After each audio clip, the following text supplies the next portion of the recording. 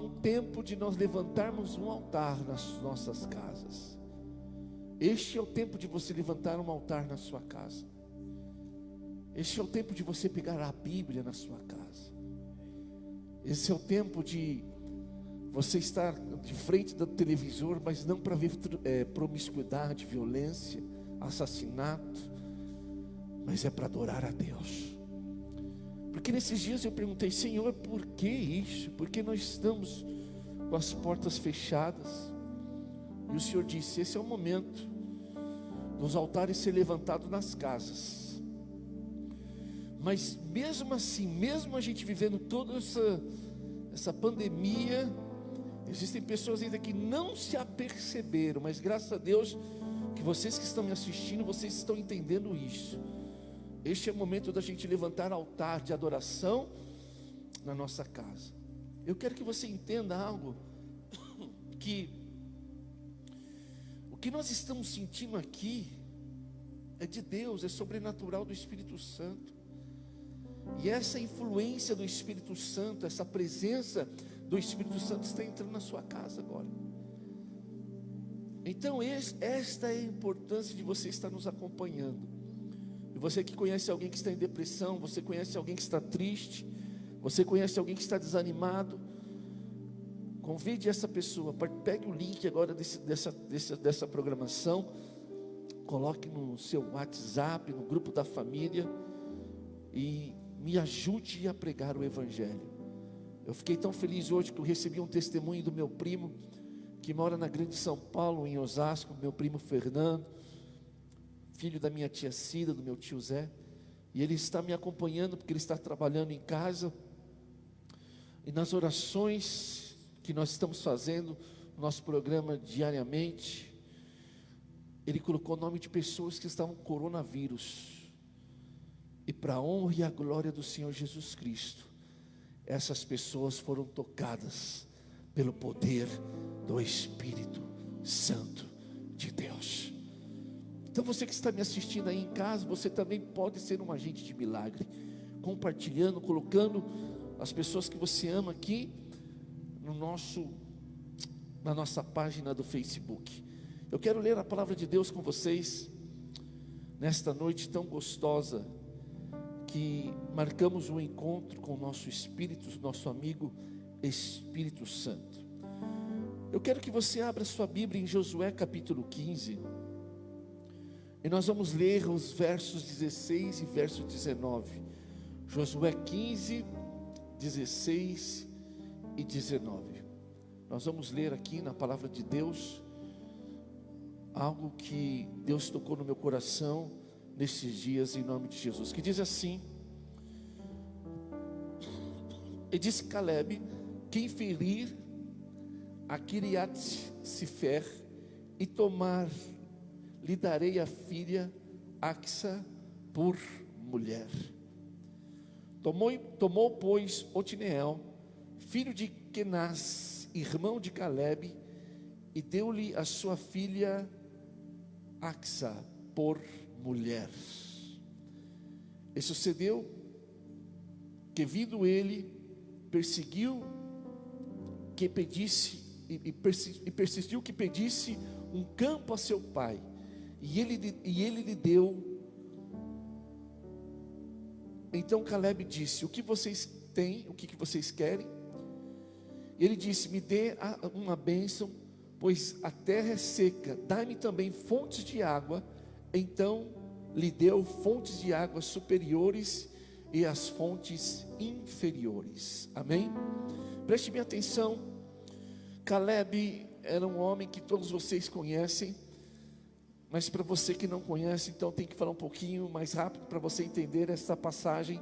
Calebe era um homem que foi um dos 12 espias que Moisés mandou para a terra prometida. Mas dos 12, os 10 voltaram com um relatório totalmente de derrota. Mais 2 voltaram com relatórios de esperança, que era Josué e Calebe. E Calebe, depois que Moisés morreu, e Josué e Calebe e Israel começou a tomar toda aquela região, diz a palavra de Deus que um dia Calebe falou assim: Josué, chegou o momento. Josué, chegou a hora, me deu o Monte Hebron. Monte Hebron era um lugar alto, e além de ser umas colinas, um lugar alto, era um lugar também que habitava os gigantes, descendentes de gigantes, homens fortes, homens de grande estatura, um dos lugares mais difíceis para se conquistar. Então Caleb falou assim para Josué: dê-me esta herança, eu quero o Monte Hebron. Eu quero dizer uma coisa para vocês, queridos, que pessoas que têm fé, elas não olham para coisas rasas. Pessoas que têm fé não olham para coisas pequenas, mas pessoas que têm fé olham para o Monte Hebron. Mas o Monte Hebron era um lugar bom, era um lugar legal, mas aquele lugar tinha os inimigos mais poderosos. Mas para quem tem fé, eu quero dizer para você que a luta não é o fim, mas a luta e a adversidade se torna oportunidades. E Caleb falou assim: eu quero esta terra. E Josué liberou, e Caleb foi lá e venceu os gigantes, como já ele falou: o Senhor é comigo e eu tenho certeza que eu vou vencer. E diz a palavra de Deus que tinha uma outra cidade, aonde sobrou um pouco resquícios dos inimigos de Caleb. Então Caleb falou assim: olha, eu não vou entregar a minha filha, porque naquele tempo as filhas era o casamento, né, era comprado com dotes. Então, se eu tivesse que casar com a minha esposa Patrícia, eu estaria na roça, porque eu não tinha nada aqui, né? Mas naquele tempo, então, o homem que queria casar com alguém, ele tinha que dar ouro ou prata para o seu pai, para o pai da moça, e ele liberaria, ou terras, e ele liberaria, enfim, essa filha para casar-se com aquele valente, ou com aquele homem. E na verdade, como Caleb tinha um espírito de guerreiro, como Caleb era um guerreiro, ele fez o contrário. De vez dele pedir ouro, ou pedir prata, ou algo parecido, para alguém casar com a sua filha, sabe o que ele faz? Ele fala assim: olha, tem aquela cidade ainda que tem os gigantes, tem homens fortes, e o homem que conquistar, e o homem que vencer, eu darei a minha filha. Aleluia. E diz a palavra de Deus que Otoniel, que significa leão de Deus, Otoniel, que significa leão de Deus, ele pegou aquele desafio, ele pegou aquela palavra e disse assim: pode deixar comigo. E ele foi até aquela cidade, e diz a palavra de Deus que ele tomou e ele venceu aquela batalha. Aleluia. Ele venceu aquela guerra. Então o seu pai Caleb, que era seu tio, porque eles eram do mesmo clã, ele era seu tio, porque o irmão de Caleb, o mais novo, concedeu Otoniel. Então ele fala assim: agora eu dou a mão da minha filha, e você pode casar com ela. E diz a palavra de Deus então que ele pega a sua mulher por esposa, e a sua mulher diz: Otoniel, nós precisamos de fonte de águas, tanto as inferiores, as superiores como as inferiores. E eles foram com ousadia e pediram para Caleb, e Caleb lhe deu fontes de água. Então eu quero dizer para você nesta noite, meu irmão e minha irmã, que na palavra de Deus está cheio de homens que tinham desafios, tinham lutas na sua frente, mas não desistiu. Pelo contrário, um desafio para um homem de Deus, um desafio para um homem, para uma mulher de coragem, não é o fim, mas é o começo de grandes coisas. Otoniel teve aquele desafio, mas para ele não foi o fim, mas foi o começo de uma grande coisa. Porque, meus queridos, você pode imaginar, puxa vida, ele casou com a filha de Caleb, porque Caleb tinha uma unção tremenda. Você vê na palavra de Deus, Caleb com 85 anos, ele tinha uma força de um jovem de 30, de 40 anos. Então ele recebe, quando ele entra para a família de Caleb, ele recebe aquela unção de liderança, ele recebe aquela unção de poder vencer os seus inimigos. E os anos passaram, e o tempo se passou, e eu quero que você ande comigo pela palavra de Deus. E nós vamos estar agora lendo Juízes, o livro de Juízes. Abra sua Bíblia em Juízes capítulo 3. Juízes capítulo 3, Juízes capítulo 3. E você vai entender um pouco o que eu quero dizer para você. O que diz lá em Juízes capítulo 3. Amém? Eu passei os versos para os irmãos. Versículo 7. Versículo 7 diz assim: e o Senhor e os filhos de Israel fizeram o que era mal aos olhos do Senhor, e eles se esqueceram do Senhor, o seu Deus, e serviram a Balaás e Asterote. Então a ira do Senhor se acendeu contra Israel, e ele vendeu na mão de Cusã-Razaim, rei da Mesopotâmia, e os filhos de Israel serviram a Cazu-Rizaim 8 anos, queridos. E os filhos de Israel clamaram ao Senhor, e o Senhor levantou-lhe um libertador, que libertou Otniel, filho de Kenaz, irmão de Caleb, o mais novo do que ele. E veio, preste bem atenção, e veio o Espírito do Senhor, e veio sobre ele o Espírito do Senhor, e julgou Israel, e saiu a peleja, e o Senhor entregou nas suas mãos, Cusã-Risataim, rei da Síria, contra o qual prevaleceu a sua mão. Aleluia. Então a terra sossegou 40 anos, e Otniel, filho de Kenaz, faleceu. Preste bem atenção. O povo de Israel, eles viviam num ciclo. Qual era esse ciclo? Primeiro eles saíram da terra do Egito, depois eles caminharam com Josué, depois com Moisés, com Josué, venceram as guerras, e quando estava tudo em paz e Josué morre, o que acontece?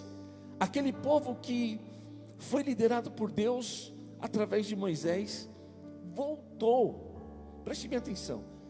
Começaram a adorar a deuses, Asterotes, Baals. Depois um dia eu vou dar uma aula sobre isso. Deuses malditos, malignos. Aquele povo que foi liberto das mãos de Faraó, aquele povo onde Deus se manifestou e mostrou a sua glória no deserto, todos os sinais, todos os prodígios e todas as maravilhas que Deus fez. Com o passar do tempo, as pessoas foram se esquecendo de Deus, as pessoas foram deixando Deus para segundo plano, as pessoas foram entrando, como eu posso dizer, na sociedade, na cultura que as outras pessoas viviam. Então eles começaram a viver aquele povo que Deus separou. Quando a gente vê na Bíblia separado aqui, quer dizer que Deus está santificando. Aquele povo que Deus separou agora estava tendo as mesmas atitudes daqueles povos, né? Os jebuseus, avezeus, toda aquela raça de gente que era incrédula, que não acreditava e que não conhecia Deus. Eles começaram a praticar as mesmas coisas daquele povo pagão. Aquele povo que foi separado para viver a vontade de Deus, para viver um novo tempo para a humanidade, agora eles começaram a se misturar, e eles começaram a adorar, eles começaram a levantar idolatrias.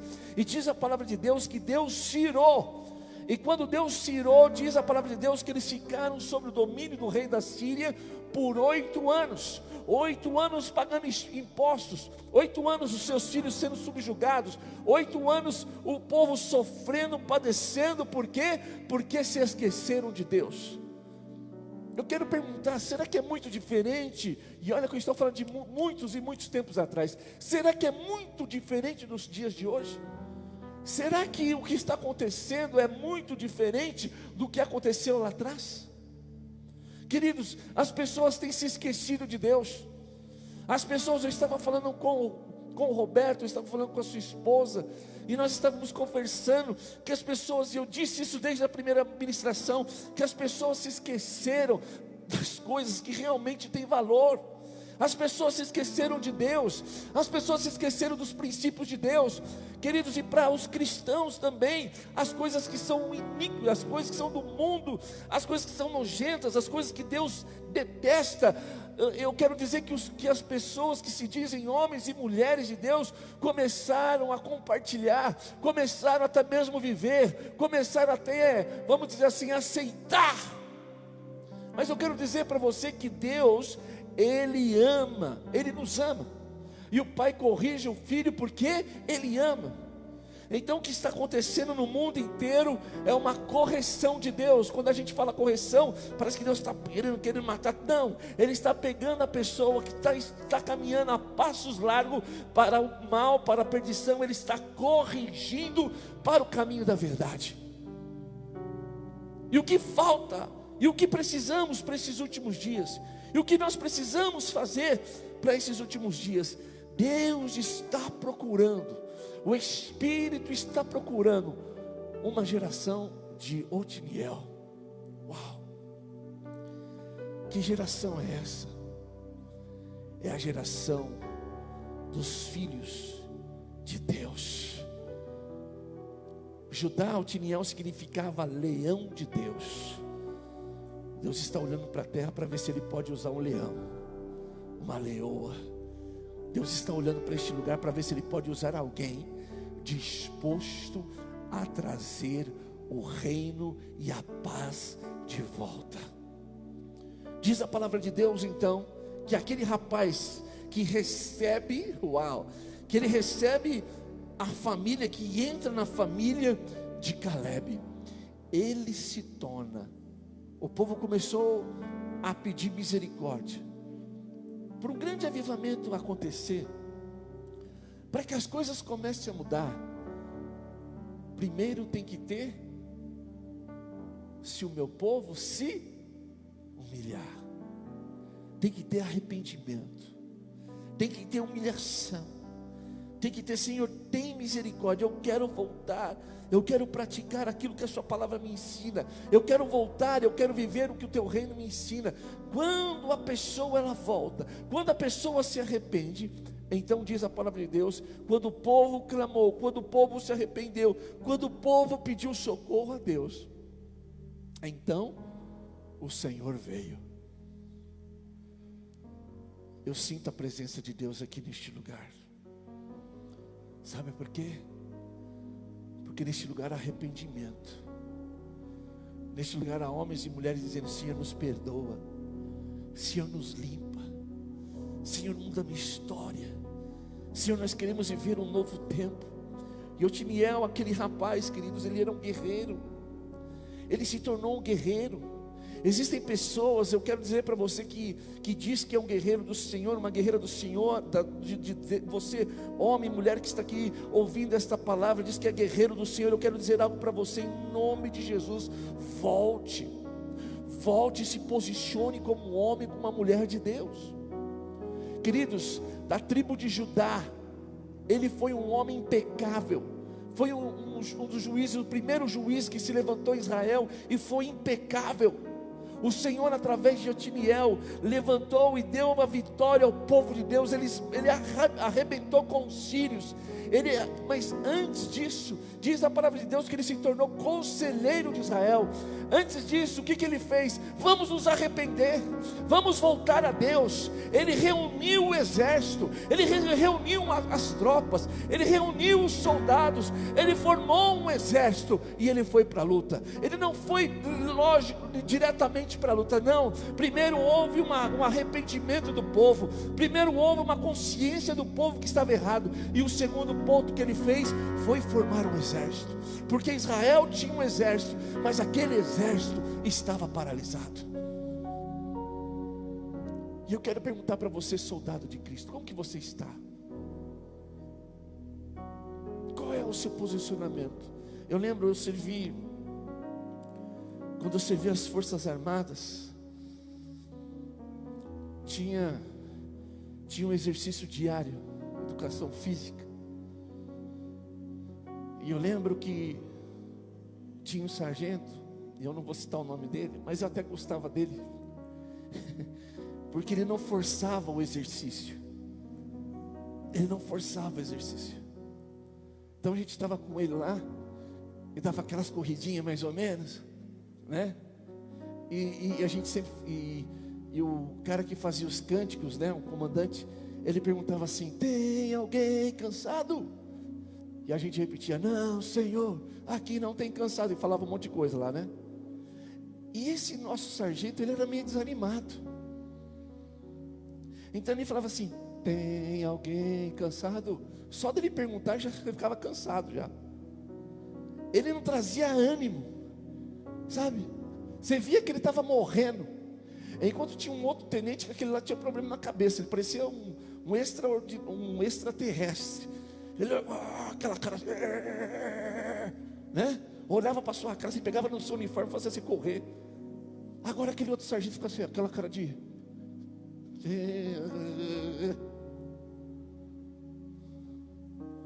Então a tropa inteira era influenciada.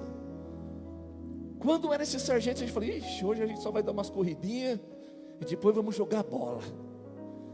Agora quando era o tenente Mascarenhas, misericórdia, e tinha uma subidona que a gente chamava caixa d'água, e ele falava assim: vocês querem subir a caixa d'água?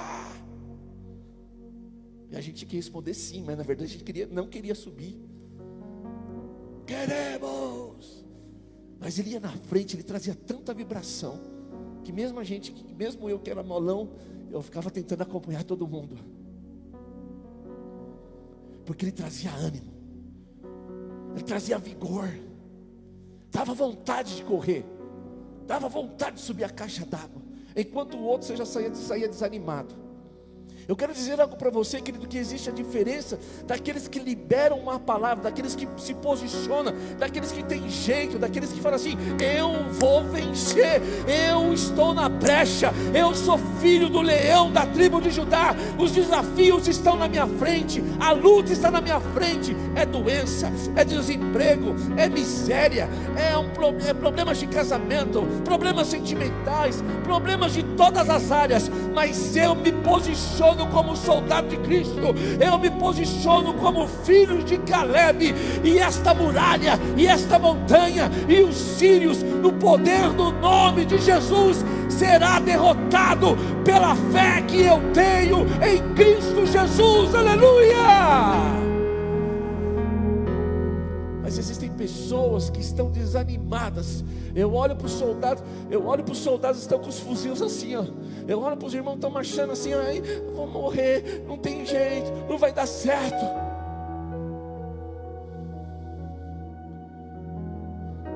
Nesses últimos dias, o Senhor está levantando guerreiros. Um vai valer por 100, e 100 vai valer por 1000. O Senhor tem falado ao meu coração: um vai valer por 100, e 100 vai valer por 1000. Porque é tempo de quebrar as muralhas. É tempo de falar para o inimigo: Satanás, você está debaixo dos nossos pés, em nome de Jesus.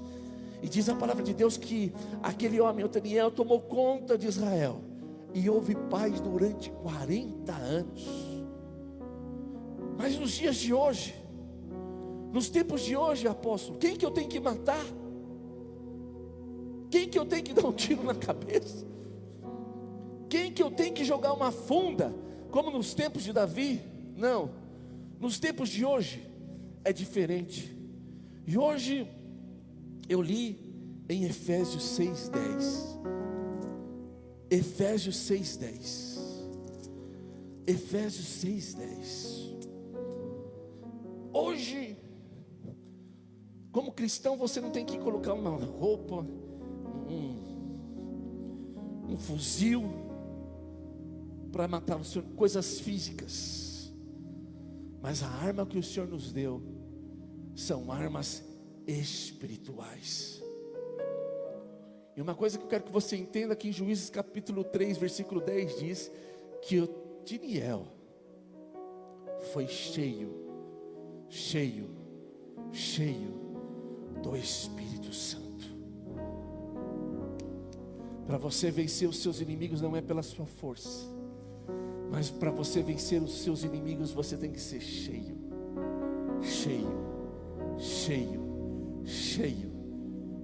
do Espírito Santo. E agora o apóstolo Paulo fala para nós em Efésios 6:10, diz assim: nos demais irmãos meus, fortalecei-vos no Senhor, na força do seu poder. Fortalecei-vos na força do Senhor, no seu poder. O que Jesus disse para os seus discípulos quando Ele falou que enviaria o Espírito Santo? Fique em Jerusalém, até que do alto vocês sejam o quê? Revestidos de poder. Até que do alto vocês sejam revestidos de poder. Tiniel tinha o poder do Espírito Santo. E agora no Novo Testamento o Senhor diz assim: irmãos, fortalecei-vos no Senhor e na força do seu poder. Continua aqui para mim um capítulo, versículo 11. Vamos continuar lendo. Coloque aqui para mim, por favor, Efésios 6, versículo 10 e diante. Na força do seu poder, revesti-vos de toda a armadura de Deus, para que possas resistir firmes contra as astutas ciladas do diabo, porque não lutamos contra a carne, nem contra o sangue, mas sim contra principados, contra potestades, contra príncipe das trevas deste século, contra as hostes espirituais da maldade nos lugares celestiais. Há dois reinos, o reino dos céus e o reino das trevas. E nos ares do Brasil, de São Paulo, do mundo, eu sinto isso. Eu quero dizer para você que nesses dias o meu corpo tem se desfalecido. Ontem mesmo eu falei para minha esposa: estou passando mal. Uma regência espiritual, algo que você acha que é do seu corpo, que você acha que é por causa do dia, porque você acha que, será que eu não comi? Quando você está meio perdido na situação, então eu falei: Deus, o que está acontecendo comigo? E o Espírito Santo disse para mim assim: Daniel, isso não é natural, isso é forças demoníacas, isso é uma luta espiritual. Se prepare e se levante para desfazer obras do inferno. Quem está comigo aqui? Queridos, você dorme e você acorda cansado. Você come e parece que a sua fome não é saciada. Você anda e parece que as coisas não estão acontecendo. Há uma regência espiritual terrível sobre o Brasil, terrível sobre o estado de São Paulo, terrível sobre as cidades do Brasil. E por alguns momentos eu fico revoltado com o meu governador, eu fico revoltado com o meu presidente, com o meu prefeito, eu fico revoltado com as coisas, os poderes públicos. Mas na verdade, queridos, eu quero dizer algo para você, que isso é mais do que uma luta contra o homem. Isso é mais do que uma luta contra uma pessoa. Isso é mais uma luta contra isso, contra aquilo outro. A nossa luta, crente, não é contra a carne. A nossa luta, crente, não é contra o sangue. Mas a nossa luta é contra principados e potestades e demônios que estão nos ares. E o Senhor está falando assim: ei, o meu povo tem se humilhado. Eu estou dizendo para você, querido, que tem pessoas que estão dizendo assim: pelo amor de Deus, Senhor, manda um prato de comida. Outros estão dizendo: pelo amor de Deus, meu Deus, me dê mais uma chance de vida. Outros estão pedindo: Senhor, o meu casamento está acabando. Outros estão dizendo: Senhor, eu não tenho mais força para orar. Outros estão clamando a Deus, a milhares e centenas de milhares de pessoas, dizendo: Senhor, me ajuda, Senhor, me socorre, Senhor, estenda suas mãos. Eu sinto oração de desespero, eu sinto oração de dor passando sobre os ares dessa cidade. Mas como um profeta de Deus, como um homem de Deus, eu liberarei uma palavra de destino. Eu vou liberar uma palavra de vitória. Há empresários chorando, há empregados chorando, há pessoas lamentando, mas hoje é noite de vitória. Hoje é noite aonde nós vamos pegar a nossa espada, não uma espada carnal, não de um macho perfeito, mas a palavra de Deus, e nós iremos vencer o inimigo. Ah, meu querido, você quando está em oração, oração, você sobe primeiro, segundo, e você chega até o terceiro céu. E quando você chega no terceiro céu, você não está sozinho, mas o Yeshua HaMashiach, Jesus Cristo, o Filho de Deus, está lá. E ele fala assim: ei, está preparado? Estou preparado para quê? Como diz em Efésios capítulo 2, você está preparado para reinar junto comigo? Aleluia. Quando você ora, quando você entra no mundo espiritual, você pode estar até aqui na terra, mas o teu espírito está junto com o Espírito de Jesus Cristo. E tudo que vem para matar, para roubar, para destruir, vai cair por terra, hoje, aqui e agora. Quem está comigo faz alguma coisa, aleluia. Diz a palavra de Deus que a nossa luta não é carnal, mas a nossa luta é espiritual. E hoje eu quero liberar a vitória. O que está te atrapalhando? O que está tirando o seu sono? O que está roubando a sua paz? Hoje é dia de vitória. E uma outra coisa que o Espírito Santo falou comigo hoje à tarde: enquanto muitos fecharam a Bíblia,